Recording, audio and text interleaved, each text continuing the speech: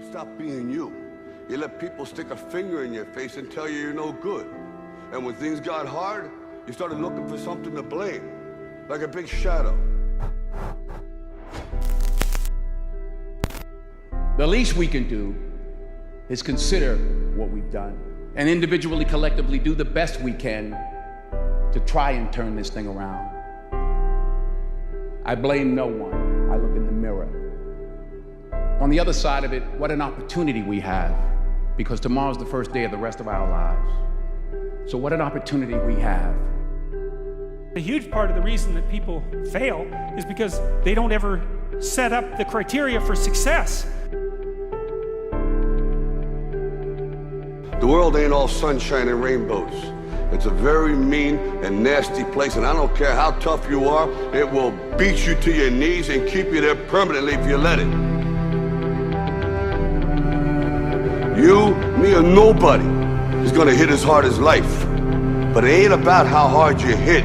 It's about how hard you can get hit and keep moving forward. How much you can take and keep moving forward.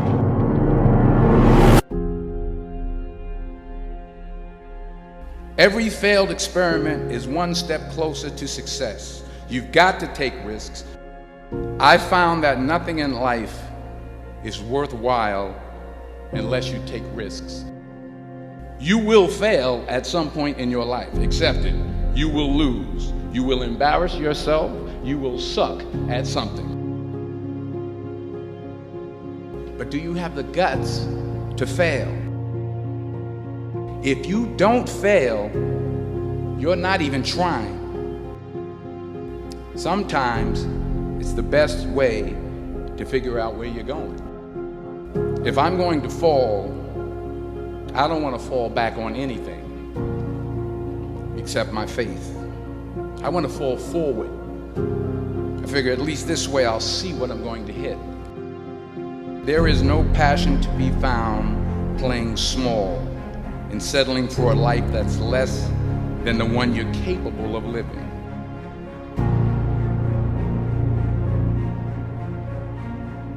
There's a certain delusional quality that all successful people have to have.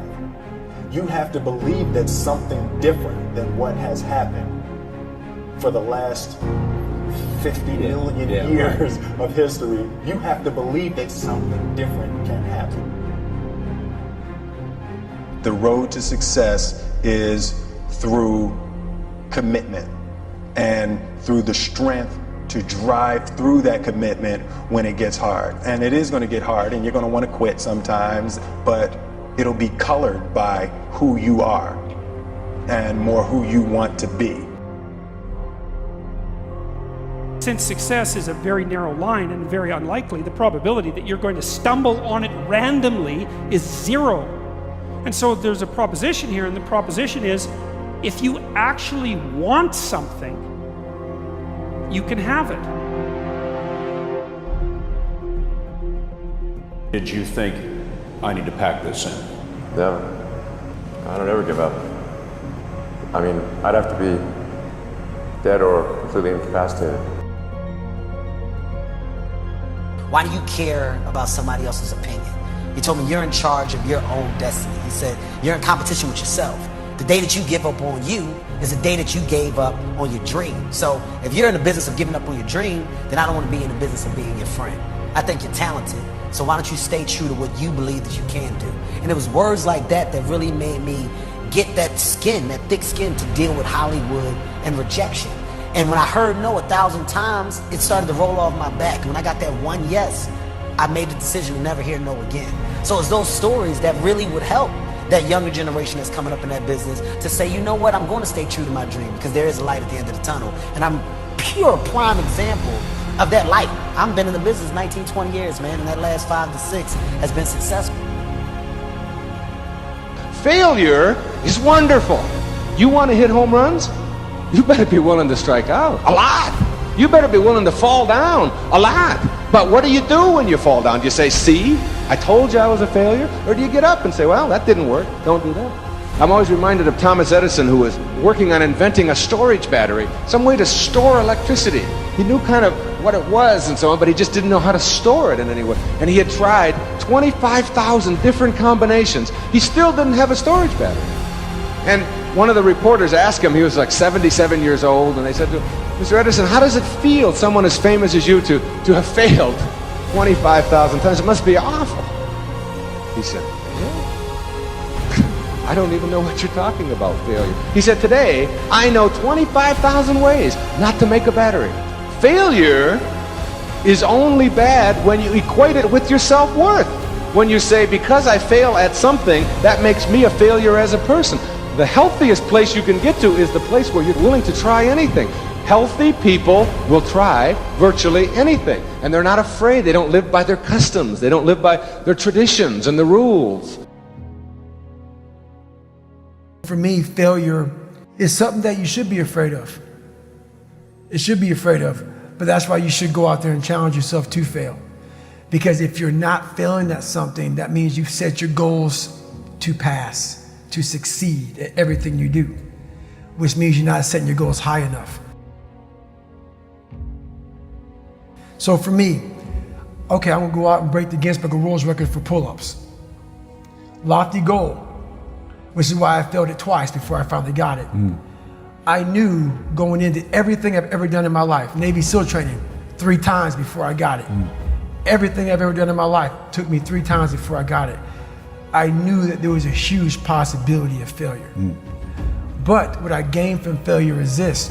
When you see a movie, and you watch a movie about a person who keeps failing, and at the end, they succeed. How do you feel after you watch that movie? Amazing, right? Yeah. I become the movie. I want to feel how I feel watching someone else in the movie. When I watched Rocky get his ass kicked, and I watched all these different things of failure, I was able to put myself there and say, God, man, how much do you feel now that you finally got there? That's what failure has done to me. I've watched so many things and watched someone succeed at the end of it. It's like, God, I want to feel like that. But failure causes that one feeling. Without that failure involved, you don't have that feeling. If you just pass and you succeed and you're great, that feeling, yeah, okay, I'm good. What takes you years, months, years to accomplish, because you just can't get over the hump, but you continue going back to the drawing board. You're looking for those few seconds after you finally figure out the equation, whatever the equation may be, to get you to finally pass, to succeed. I live for that feeling, but I can't get that feeling without going through, I failed this equation, I failed this one, I failed this one, I failed this one. Oh, I'm figuring it out. So you start to feel it before you even pass, before you even get to the success part. And then once you succeed, the feeling is unbelievable. And you take that feeling of success through failure and you put it in your cookie jar. And you say, I'll come back and get you again. I'm gonna need you again down the road in my life to call on you.